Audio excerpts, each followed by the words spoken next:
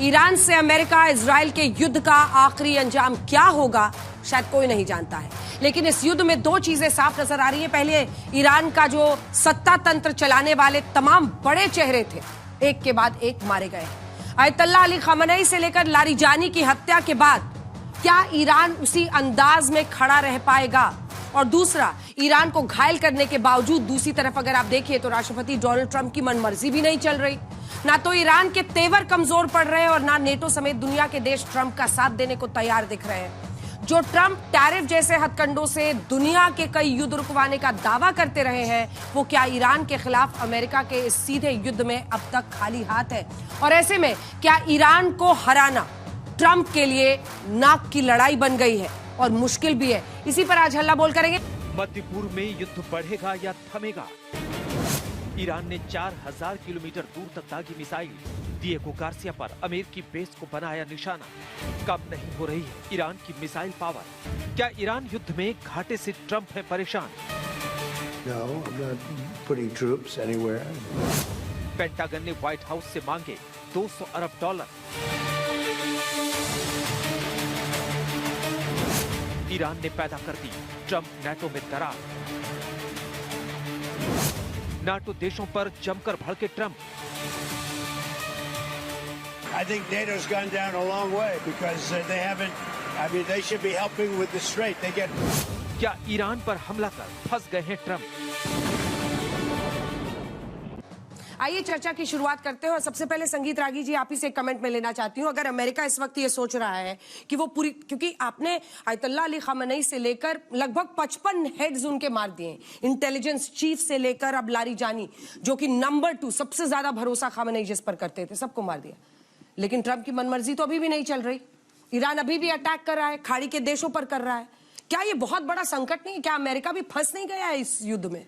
देखिए, आप युद्ध की शुरुआत तो कर सकते हैं, लेकिन युद्ध कहां जाकर के खत्म होगा ये आप तय नहीं कर सकते, और या तुरंत ये तय नहीं किया जा सकता है। महाभारत का युद्ध भी तो 18 दिनों तक चला था ना। एक से एक महारथी दोनों तरफ से थे, इसके बावजूद भी 18 दिनों तक युद्ध चला।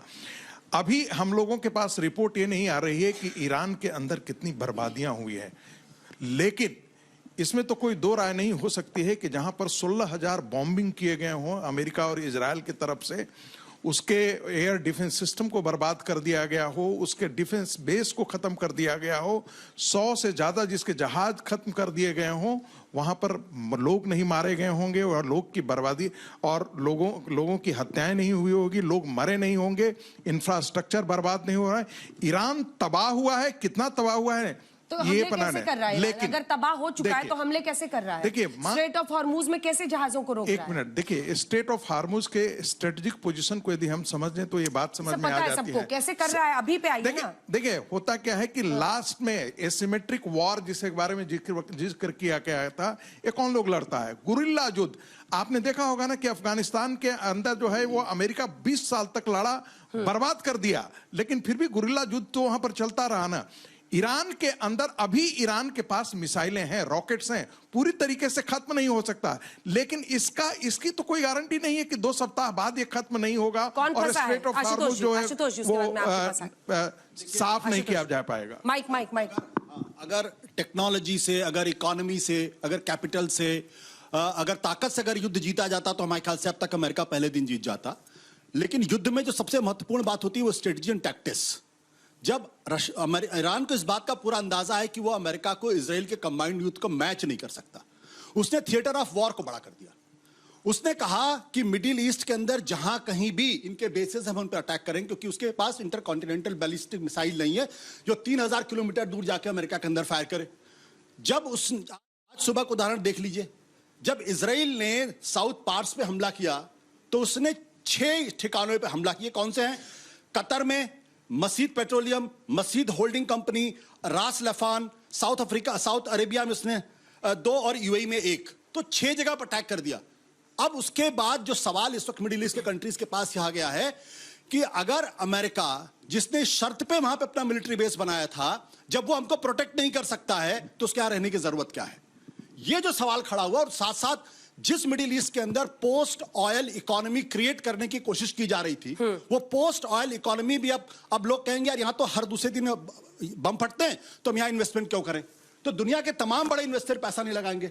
तो हो क्या रहा है, उन्होंने कहा कि ठीक है हम अमेरिका को नहीं मार सकते, हम इजराइल को नहीं मार सकते, लेकिन जो तुम्हारा ये इलाका है वहां पे तुम्हारी हुकूमत को हम खत्म कर देंगे। ये जो सवाल है, और दूसरी बात देखिए महत्वपूर्ण सवाल क्या है, आज की तारीख में ट्रंप अमेरिका के अंदर पूरी तरीके से अकेले पड़ गए। उनका उपराष्ट्रपति भी उनके साथ नहीं, उनका इंटेलिजेंस चीफ तुलसी गबार्ड उनके साथ नहीं है, जो केंट जो उनका काउंटर टेररिज्म का वो उनके साथ नहीं है, जो तमाम बड़े बड़े लोग हैं, बड़े बड़े लोग जो मतलब वहां पे जो पॉडकास्टर है बहुत पावरफुल है। उससे कोई फर्क पड़ता है क्या? बिल्कुल फर्क पड़ता है। अभी जो सर्वे आया है, उस सर्वे में 20% लोग सिर्फ इस वॉर के फेवर में, उसमें भी ये कह रहे हैं ठीक है कि अगर बॉडी बैग्स आने शुरू तो हम आपके साथ खड़े नहीं है। वाइस मार्शल साहब, क्या वाकई ट्रंप फंस गए हैं जैसा वो कह रहे हैं? ट्रंप फंस गए क्योंकि सऊदी अरब कभी भी कह रहा है। अंजना जी कुछ बोल दें। तेज बोलना होगा सर, बहुत धीरे बोलते हैं, टाइम कम ज्यादा लेते हैं। एक चीज मैं बोल दूं, देखिए अमेरिका फंस गया है नहीं फंस गया है ये आने वाले दिनों में तय होगा, लेकिन यदि आप ये कहते हैं कि वो सक्सेसफुल नहीं हो रहा है वहां पे, ये कहना थोड़ी जल्दीबाजी होगी। और बिना सपोर्ट के भी कोई रहे न रहे, आपके पास कहां से ये इंफॉर्मेशन आ गया कि सारे के सारे लोग उसके साथ सपोर्ट ही नहीं कर रहे हैं उसके एस्टेब्लिशमेंट में? क्या विदेश मंत्री ने ऐसा कहा है? हम चाहते हैं निर्णायक वार हो। ऐसा कहा है? बिल्कुल नहीं लौट रही हूँ। सऊदी अरब खुद भी कह रहा है कि ये निर्णायक इस बार युद्ध होना चाहिए। क्या वाकई ट्रंप फंसे हुए हैं या अपर एज है? ईरान ने घुस के सबको मार दिया है सर। नहीं, खुश देखिए ऐसा है, ट्रंप फंसे हुए हैं, इसका उदाहरण मैं आपको देता हूं। ट्रंप ने किस लक्ष्य से शुरू किया था? हम रेजीम चेंज लाएंगे, बदल गया। उसके बाद बोला कि नहीं, हम अब इनके पास परमाणु शस्त्र थे, हम उसको नष्ट करना चाहते हैं, जिसको 25 जून को भी, जून 25 में कह चुके थे नष्ट हो चुके हैं। दोबारा चेंज किया। दोबारा उन्होंने ये बोला कि नहीं, अगर ये हमला करेंगे तो हम इनके सारे ऑयल इंडस्ट्रीज को, सारे गैस फैसिलिटीज को इनका नाश करेंगे। मिसाइल कैपेबिलिटी भी, मिसाइल कैपेबिलिटी। अब सवाल यह है कि आप नाश कैसे करेंगे? जो रेजिडुअल कैपेसिटी है, बच्चों को जानना चाहिए यहां पर, मिसाइल सिटीज हैं उनके माउंटेन्स के नीचे हैं। अगर आप ईरान को जानना चाहते हैं तो वहां के टेरेन को जानना पड़ेगा। टेरेन क्या है? 51 to 52% टेरेन मॉन्टेनियस है और डेजर्ट है। अगर आप वहां ग्राउंड फोर्सेस लाते हैं, जिसके बिना आप जीत नहीं सकते किसी देश को, तो ग्राउंड फोर्सेस को सप्लाई चेन कैसे एस्टैब्लिश करेंगे? और बमबारी करके आप डेमोक्रेसी ला नहीं सकते। तो आप फंसे ही हैं, और आप ऐसे ऐसे नहीं फंसे हैं, आप बुरी तरह फंसे। आपने कहा था 1-2 हफ्ते में हम निपटा देंगे। आपको एक चीज और बताऊं, यूएसए का हमेशा से रहा है शॉक एंड ऑ की टैक्टिक्स। शॉक एंड ऑ अब काम नहीं कर रहा है, ये समझना पड़ेगा, क्योंकि डिकैपिटेशन काम कर रहा है। डिकैपिटेशन, सद्दाम हुसैन को मारा इराक में, आप उस वक्त विजयी हो गए, लेकिन फिर अब ईरान में वो नहीं चल रहा है। वो बिल्कुल नहीं चलेगा। एक मारिए 10 खड़े हैं। बिल्कुल। तो इसका मतलब यह है कि जो रेजिडुअल कैपेसिटी है ड्रोन्स प्रोडक्शन की, ड्रोन्स लॉन्च करने की, मिसाइल्स की, और मैं एक बात और बता दूं कि उनके पास जो अच्छी वाली मिसाइल्स को हाइपरसोनिक मिसाइल्स बोलते हैं, in medium range ballistic missiles बोलते हैं, जिसमें मर्व भी है। मर्व का मतलब मैनोवरेबल री एंट्री व्हीकल। इसका मतलब वो कई बार ऊपर से मैनोवर करके आएगी, उसको कैच करना थार्ड और पैट्रियट के लिए भी मुश्किल होगा। तो वो मिसाइल्स अभी हैं। अभी ईरान जिंदा है, और ईरान लड़ाई लड़ेगा क्योंकि अस्तित्व की लड़ाई है। कर्नल देव, क्या बात सही नहीं कह रहे वो? ईरान अपने चारों तरफ से घिरा हुआ है, उसको जो मन में आ रहा कर रहा है। उसने कहा कि अगर हम पे हमला करोगे, हम खाड़ी के देशों में नाक में दम कर रहा हुआ है। कहावत है, शायद सुनी होगी, बेगानों की शादी में अब्दुल्ला दीवाना। और हम तो दीवाने हैं क्योंकि हम हैं हिंदुस्तानी, तो हम तो हर चीज पे दीवाने हो जाते हैं। तो दो आपके पक्ष में रखना चाहूंगा, दोनों तरफ से बता देता हूं। एक तो है कि जो ये मुठभेड़ चल रही है, अंत इसलिए नहीं है क्योंकि एक तरफ वेपन सिस्टम्स है, फाइनेंशियल कैपेबिलिटी है, इकोनॉमिक प्रोग्रेस है, और एक तरफ एक बहुत बड़ी चीज है जिसको बोलते हैं आइडियोलॉजी। और आइडियोलॉजी को अगर सपोर्ट करे बायोलॉजी, तो आप कब तक उस आइडियोलॉजी को डिफीट कर सकते हैं शस्त्रों से, जब तक कि आप जाके ऐसा कुछ ना करें कि वो पूरा चेंज हो जाए। एग्जाम्पल नंबर 1, अफगानिस्तान 20 साल क्या चेंज हुआ? Taliban, good Taliban, bad Taliban, again Taliban, ठीक है। पाकिस्तान साथ में लग गया उनके, अभी हमने लगवाया, किसने लगवाया पता नहीं। बट जहां तक सवाल है इस युद्ध का, ईरान के पास सहनशीलता बहुत ज्यादा है। मोसाद की इन्फिल्ट्रेशन रही है सिर्फ शहरों तक, तेहरान तक। अगर आप ग्राउंड वॉर करेंगे तो टियर 2 सिटीज, विलेजेस में आपकी इंटेलिजेंस नहीं है, काफी खामियाजा भुगतना पड़ेगा। बट दूसरी तरफ अगर आप देखें, इस पूरे युद्ध में लोग बोलते हैं ईरान और अमेरिका की लड़ाई, ये दोनों सिर्फ एक पात्र हैं। इनका जो एक मेन अंश है वो है इजराइल, और इजराइल की समस्या है। इजराइल की समस्या शुरू हुई 1979 में जब इस्लामिक रेवोल्यूशन हुआ, और उसके बाद जब इनको बोला गया कि ये बड़े सेटन है और वो छोटे सेटन है, अमेरिका और इजराइल पे प्रेशर इसलिए आया क्योंकि इजराइल एक जगह ऐसे संचलित है जहां पर हमस, हिजबुल्ला, यमन में ह्यूतीज, सबको फंडिंग ईरान करता है। 1 बिलियन USD पर एनम is not a small amount to do that. 1,80,000 से 1,40,000 आप ट्रेन करते हैं आतंकवादी एक स्टेट के अगेंस्ट। तो इजराइल के लिए ये एक एक्सिस्टेंशियल थ्रेट है, मतलब रहे या ना रहे। पर ईरान के लिए भी तो है। ईरान के लिए थोड़ा कम है क्योंकि ईरान के पास बफर्स हैं। ईरान डायरेक्टली इजराइल से डील नहीं करता, बट जो मिलिट्री क्षमता है वो आती है अमेरिका से, तो इसीलिए वो इस युद्ध के अंदर है। तो मैं समझता हूं कि आगे जाते हुए अमेरिका के पास 7 ऑप्शन हैं। एक या दो का विवरण कर देता हूं जल्दी से। पहला ऑप्शन है कि ट्रंप कल या परसों सुबह तक बोलने वाले हैं कि ये लड़ाई मैं जीत गया, मेरे सारे ऑब्जेक्टिव्स पूरे हो गए। जब तक कि वो नहीं हुए, उसके बाद यूएस की पूरी टॉमटॉमिंग चलेगी मीडिया में, परसेप्शन में। रशिया टीवी को छोड़ के और चाइनीज टीवी को छोड़ के बाकी सारे टीवी बोलेंगे सब कुछ अच्छा हो गया। एंड क्योंकि कीमतें गिरेंगी, ऑयल ट्रेड, गैस आना शुरू हो जाएगा, हम सभी बड़े खुश हो जाएंगे। ठीक है, हम भूल जाएंगे क्या हुआ। बट अमेरिका के लिए थ्रेट अगले 3 जनरेशन तक रहेगा, और वो और एम्बोल्डन होगा उसी गल्फ से जहां पर उन्होंने अपनी बमबारी की है। दूसरा विकल्प है कि वो कुछ छुटपुट चीजें करें, प्रांतों में कुछ मिसाइल बेस को उड़ाएं, कुछ रेड करवा दें through commandos and marines and delta force, और वो सब करके अपनी वो एक बार विनिंग एटीट्यूड दिखा दें। उसी में अगर वो फंस गए और ये प्रोलॉन्ग बूट्स ऑन ग्राउंड हो गया, तो जो खमियाजा है वो अमेरिका को भुगतना पड़ेगा, इजराइल को भी भुगतना पड़ेगा। ईरान तो बेचारा भुगतेगा ही भुगतेगा। अभी इराक के बाद मुझे नहीं लगता बूट्स ऑन ग्राउंड हो कभी। ज़ैग्रोस की जो पहाड़ियां हैं वहां बहुत मुश्किल टेरेन है Iran. Anjana, boots on ground will bring body bags to America, और ये उनके लिए बहुत खतरनाक है। मिड टर्म इलेक्शंस भी होने। ठीक है, जल्दी से कमेंट फिर मैं जाऊंगा। अमेरिका वियतनाम में गया, क्या हालत हो गया? अफगानिस्तान में गया, क्या हालत हो गया? अगर ट्रंप को कोई पागलपन का दौरा सवार होगा तो जरूर वहां पे फौज भेज देंगे। मुझे नहीं लगता, थोड़ा पागल है लेकिन इतने ज्यादा नहीं। वियतनाम मुफ्ती शमून काज़मी साहब, जल्दी से। अंजना जी, मैं सबसे पहले तो ये कहना चाहता हूं कि यूएन को अपने कॉन्स्टिट्यूशन के अंदर चेंज करना चाहिए, और भारत जो अहिंसा का पुजारी है उसे जो 5 ये चौधरी हैं उसमें शामिल करना चाहिए, ताकि दुनिया के अंदर अमन और पीस रहे। ये मेरा पहला मुतालबा है यूएन से। और दूसरा ये कि जंगों से कभी चलती कहाँ है सर? अब नहीं, लोग चलनी चाहिए। अब हम देखिए अंजना जी, जो अभी पिछले दिनों हमारे एक उस वक्त मेंबर बनने की बात आई, तो उस वक्त सारे लोगों ने कहा नहीं अब नहीं, अगली बार। तो एक जिंदा कौमें जो हैं कभी इंतजार नहीं करती। हम विश्व गुरु हम बनने के लिए अपने अंदर यूनिटी पैदा करनी चाहिए, और भारत ही एक ऐसा देश है जो गुटनिरपेक्ष है और पूरी दुनिया के अंदर अमन चाहता है। और अमन इसी रास्ते से होगा कि हमें बुश को, ट्रंप को भी रोकना पड़ेगा, और ईरान को भी हमें बताना पड़ेगा कि भाई इससे मसाइल हल नहीं होंगे। और जहां तक सवाल इस चीज का, मैं आपको बता दूं कि इजराइल का, तो मैंने आज ही पढ़ता हुआ मैं आ रहा था, हब्लुम मिनल्लाहि व हब्लुम मिनन्नास। लोग इत्तिफाक ये है कि मुसलमानों की विडंबना ये है कि वो ना कुरान को पढ़ते हैं ना उसके ऊपर अमल करते हैं। या तो अमेरिका ईश्वर के लिए समर्पित हो जाए, या लोग उसकी मदद करें। जिस दिन अमेरिका इजराइल से अपने हाथ खींच लेगा, उस दिन ना बच्चों का कत्ल होगा और ना ही दुनिया के अंदर बदअमनी होगी। तो इसलिए मैं कहना चाहता हूं कि वार जो है ये किसी चीज का हल नहीं है। हल ये है, लेकिन यहूदियों का कत्ल होगा तो कौन रोकेगा? जी, यहूदियों का कत्ल होगा तो कौन रोकेगा? नहीं, वो भी गलत है, किसी का नहीं होना चाहिए। आपके गलत है कह देने से थोड़ी ना उनकी जान बचेगी। नहीं, अब आपको ये बता दें कि ईरान को भी, मैं तो पहले कह रहा हूं इस बात को, कि हमारे दूध और खून के रिश्ते हैं। अगर कहीं इस तरह के हालात बनते हैं तो रोकना चाहिए, और भारत ही रोक सकता है। ठीक है, और ये तब तक मुमकिन नहीं है जब तक हम की पद्धति ना पा सकें।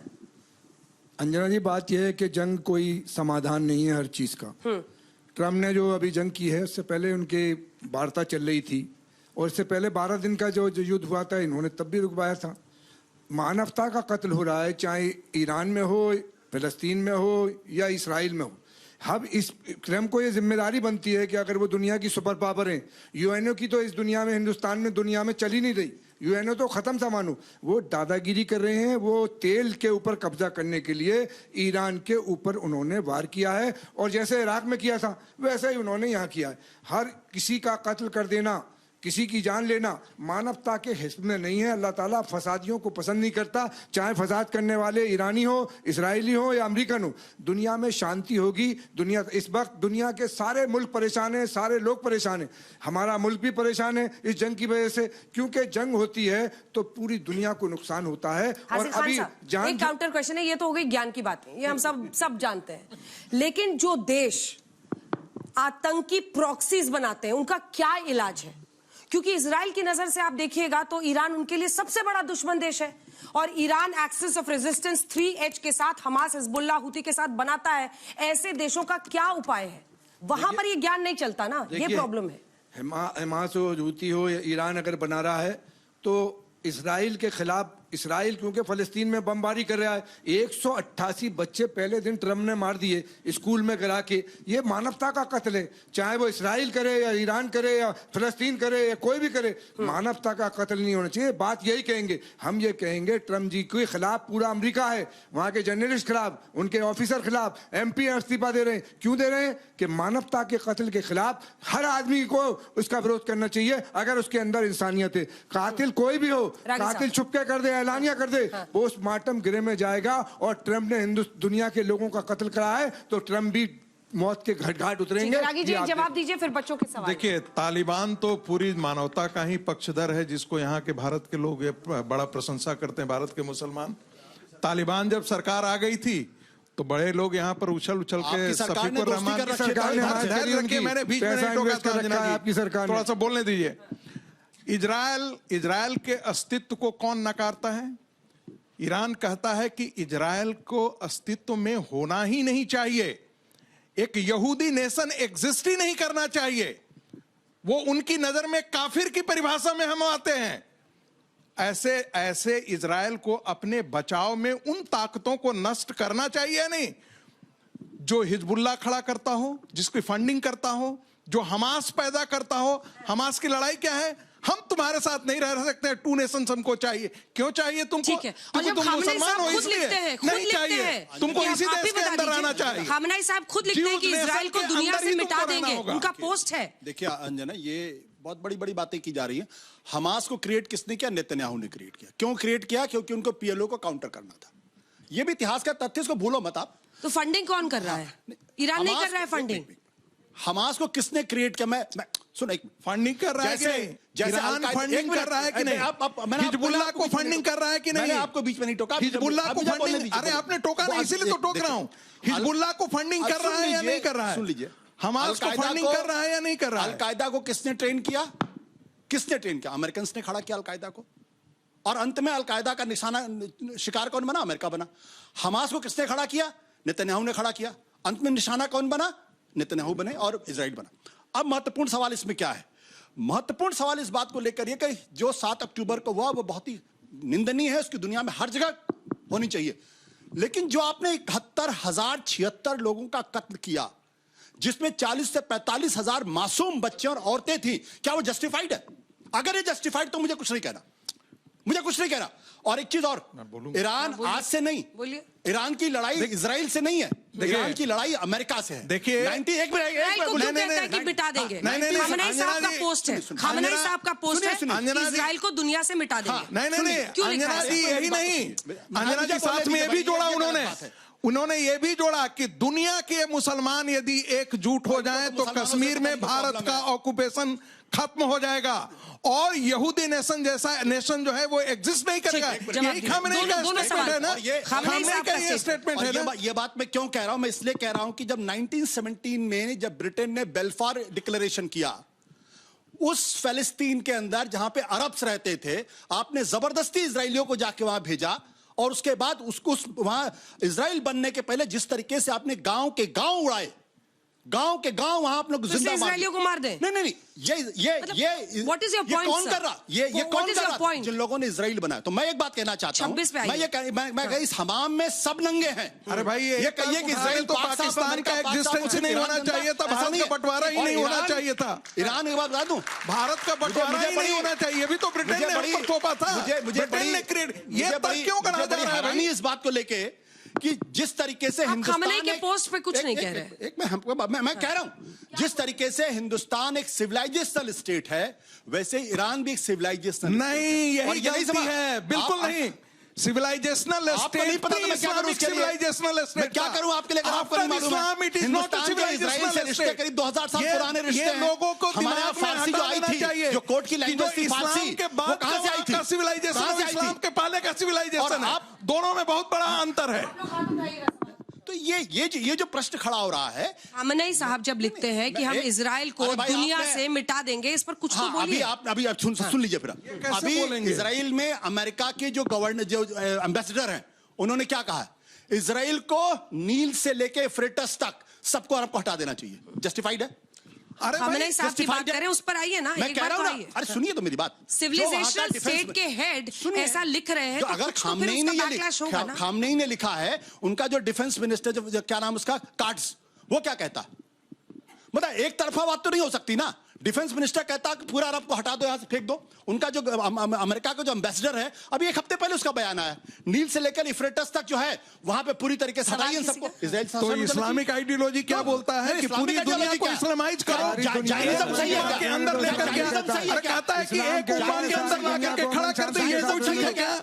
ये ठीक है क्या? ये ठीक है क्या? सही है? ये ठीक है?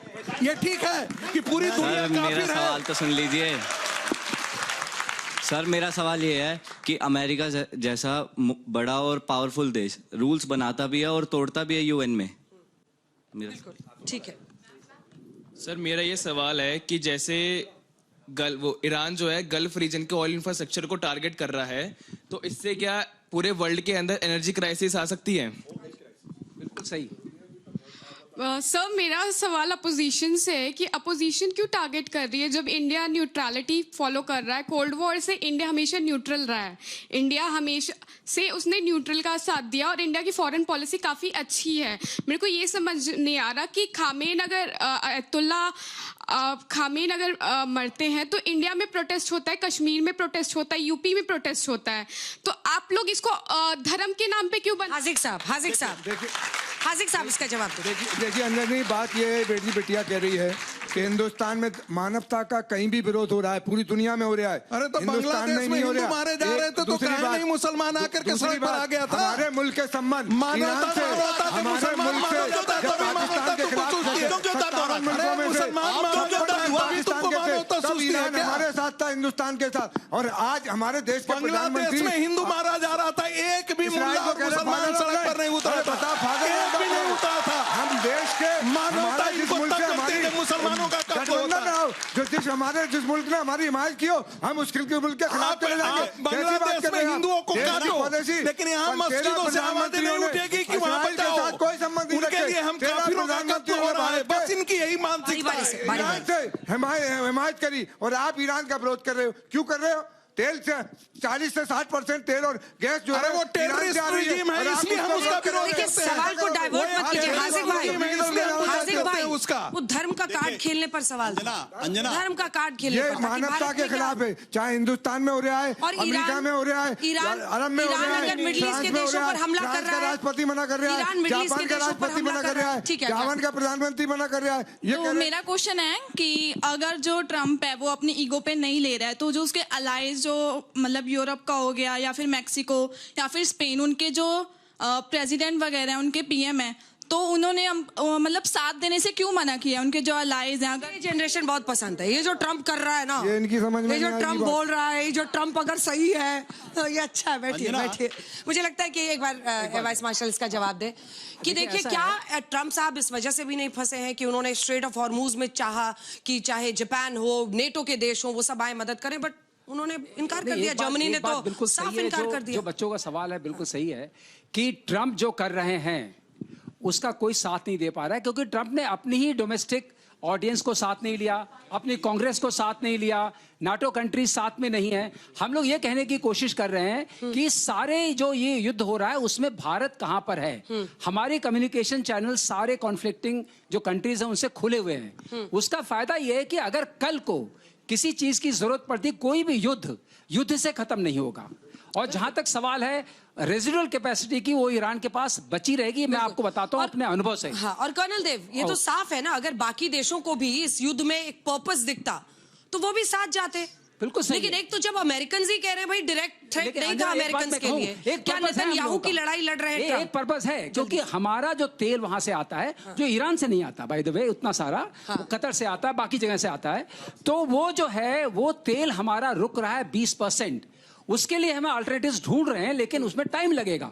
सवाल ये है कि वो कैसे हम सॉल्व करें, उससे हमारे पर त्रासदी आ रही है। आपको समझना चाहिए हम इन्वॉल्व हो गए बिना। सर, मेरा क्वेश्चन ये है कि जो इंडिया है वो सिर्फ मिडिल ईस्ट पे ऑयल लेने के लिए डिपेंडेंट है या बाकी और भी किसी एरिया से वो ले सकता है? रोहित देव साहब, पिछले 6 वर्षों में हमने 40 सोर्सेज ले लिए हैं वर्ल्ड वाइड, तो तेल के हिसाब से काफी ओवर डिपेंडेंस नहीं है मिडिल ईस्ट के ऊपर। जो ये विडंबना है ईरान की, वो 2 प्रकार की है। पहली है कि encirclement of Iran and creation of something like a eastern NATO आप बोल सकते हैं, क्योंकि सारे कंट्री यूएस के समक्ष हैं, तो ईरान नहीं चाहता। ईरान की प्रॉब्लम वो है। हमारी प्रॉब्लम क्या है, जो कि हमारी भी है, यूरोप की भी है, सबकी है, वो है India middle east economic corridor, जिसका आपने कभी पढ़ा होगा 3-4 साल पहले, जो भी दबी हुई थोड़ी न्यूज चल रही है। वो कॉरिडोर खुलने के बाद जो डिपेंडेंस ईरान के ऊपर है ग्लोबली, वो नीचे जाती है, तो इकोनॉमिक आर्थिक रूप से भी उसको झटका पड़ता है। तो मैं समझता हूं कि इसी कारण से, और बाकी जो भी हुआ, नेगोशिएशन नहीं हुए, किसने फेल कराया, वो सब हिस्ट्री है। एक चीज मैं वो पक्ष रखना चाहूंगा जो साहब ने बात जिक्र किया था यूएन का। मैं एक अलग स्कूल से आता हूं। वो स्कूल ये बोलता है कि जहां पे 5 लोग बैठे हैं उस टेबल पे झगड़ा चल रहा है ना, उस टेबल पे जाने की जरूरत नहीं है। भारत में क्षमता है, क्योंकि हमारी वर्कफोर्स है, हमारी इकोनॉमी बढ़ रही है, हम खुद एक टेबल क्रिएट करने की क्षमता रखते हैं, और उस टेबल पे जिस दोस्त को बुलाना है उसको बुला सकते हैं। ये हमारी क्षमता है। तो आप लोग कृपा करके यूएन पे, यूएनएससी पे सीट मांगना बंद करिए, भीख मांगना, और भारत की क्षमता, मार्केट को समझिए, फ्यूचर में हम क्या बनने वाले, जो आपका जनरेशन ऊपर आएगा, और उसको आप देखिए। एक जरा 30 सेकंड दीजिए अंजना जी। अंजना जी 30 सेकंड रुक जाइए, थोड़ा सा मैं आ रही हूँ, 2-3 सवाल। क्या आप एग्री करते हैं कि जो जितने भी ये चीजें हो रही हैं वो ईगो फैक्टर पे हो रही है, क्योंकि हमेशा से ड्राइवर तो एक ही रहा है, नेशनल इंटरेस्ट और स्ट्रैटेजिक प्लानिंग। आप लोगों को इस चीज से डाइवर्ट हो रहे हैं। ईगो एक पार्ट है, आर्थिक स्थितियां भी हैं, रिसोर्सेज भी हैं, जियोपॉलिटिकल अलायंसेस भी हैं, और ट्रम्प की प्रॉब्लम अंदरूनी भी है। चाहे आप उनके एप्स्टीन फाइल देखिए, चाहे 2-3 सवाल मैं ले लूं, फिर मैं लौट मनी लॉन्ड्रिंग देखिए। एप्स्टीन अब तो कोई फाइंड ही नहीं कर रहा, गूगल सर्च से खत्म हो गया। आज शुरू हो गया। सर, मेरा क्वेश्चन भी बस यही है, आज सुबह शुरू हो गया कि जो ये लड़ाई हो रही है उस पे अमेरिका पे क्या इम्पैक्ट हो रहा है? अगर चाहे स्ट्रेट ऑफ हॉर्मोज है तो इंडिया पे इम्पैक्ट हो रहा है, अदर कंट्रीज पे हो रहा है, लेकिन अमेरिका पे तो एट द एंड इम्पैक्ट कोई हो ही नहीं रहा, तो अमेरिका के जीत रहा है। मेरा सवाल ये है, भी सर ने बोला था कि सिविलाइज नेशन है ईरान, लेकिन अगर ईरान जो है वो सिविलाइज नेशन है तो वो डेवलपमेंट के आगे क्यों जा रहा? वो वॉर क्यों करना चाह रहा है? जो डेवलपिंग नेशंस है या सिविलाइज नेशंस है वो वॉर से हटना चाह रही है, न्यूट्रलाइज्ड बैलेंस बना रही है। तो ईरान को भी यही चीज फॉलो करनी चाहिए अगर वो सिविलाइज है। सऊदी और यूएई जैसे देश जो विकास की राह पर इतनी तेजी से बढ़ रहे हैं, लेकिन वही कट्टरवाद के अंधेरे में शायद ईरान कई सालों तक। जल्दी से आखिरी सवाल मैम, जब धुरंधर देख के आए हो, मैम खुश हो तुम? बहुत ज्यादा खुश हूँ मैम, धुरंधर तो बहुत अच्छी है, लेकिन सर मेरा क्वेश्चन ये है, जब ऑल्टरनेट ढूंढने जाता है ऑयल का, तो कभी सैंक्शंस तो लगा देता है अमेरिका इंडिया पे, या फिर कभी यूं बोल देता है कि हम परमिशन दे रहे हैं, वो रशिया से बाय कर सकता है।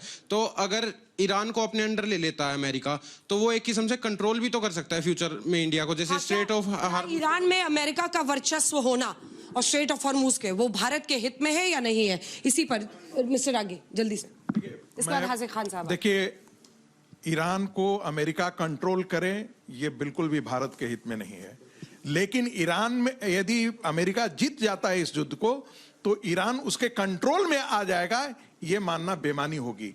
आखिर खाड़ी के देश में बहरीन है, कतर है, सारे हैं, उनके हमारा व्यापार का रिश्ता है, सब चीज, सबों के साथ बहुत अच्छे संबंध है। हाजिर खान साहब, जितने प्रधानमंत्री को वहां के सबसे मेडल मिले हैं इन्हीं खाड़ी देशों से मिले हैं।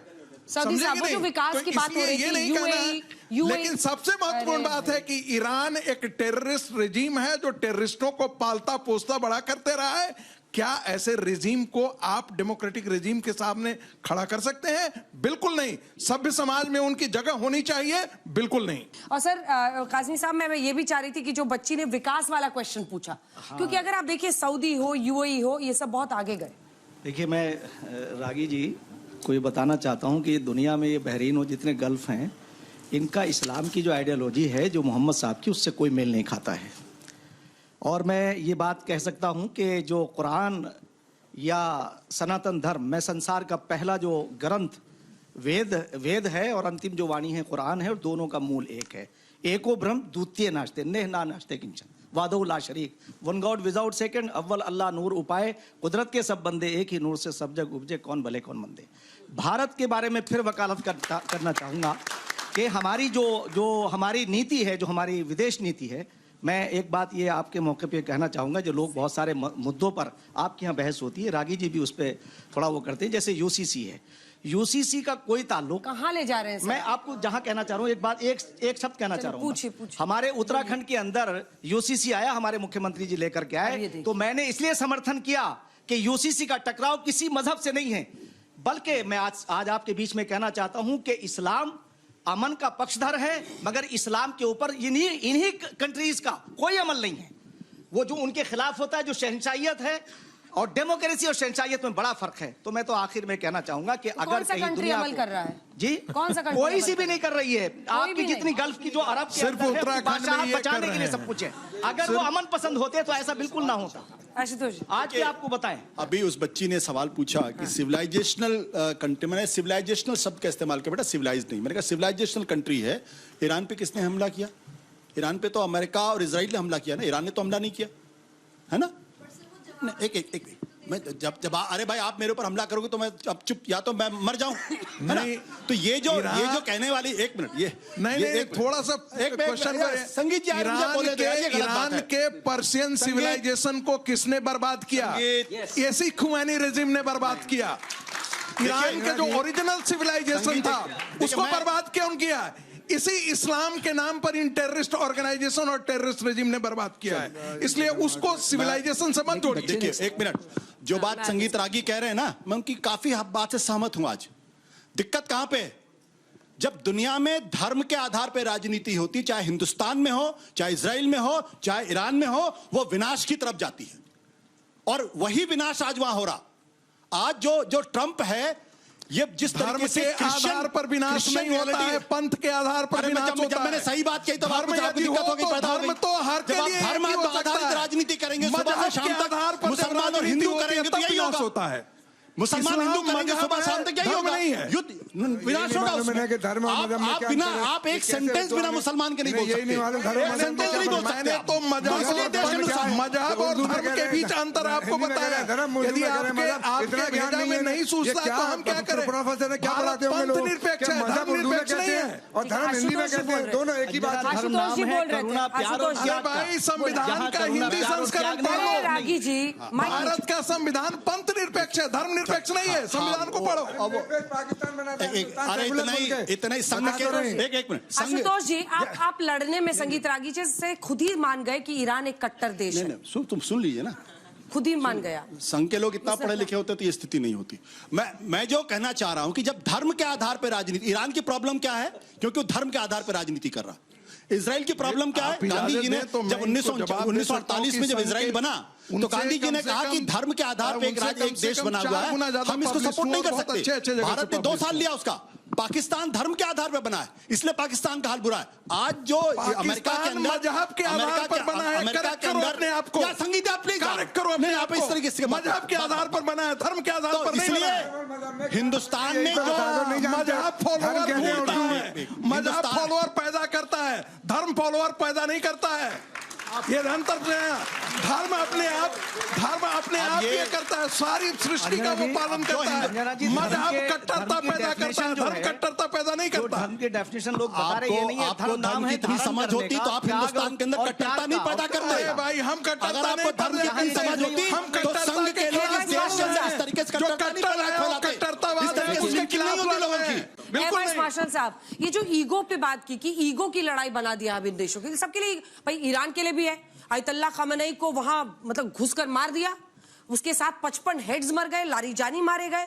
अब ऐसे में उनकी नाक की लड़ाई है। और नेतन्याहू को तो ये वॉर सूट करता है कई मायनों में, क्योंकि जो अंदर का उनका इजरायलीज का पूरा अस्तित्व की लड़ाई है, उनको लग रहा है सुनहरा मौका है। ऐसे में लेबनान में भी हिजबुल्लाह को खत्म करो और इधर ईरान में भी।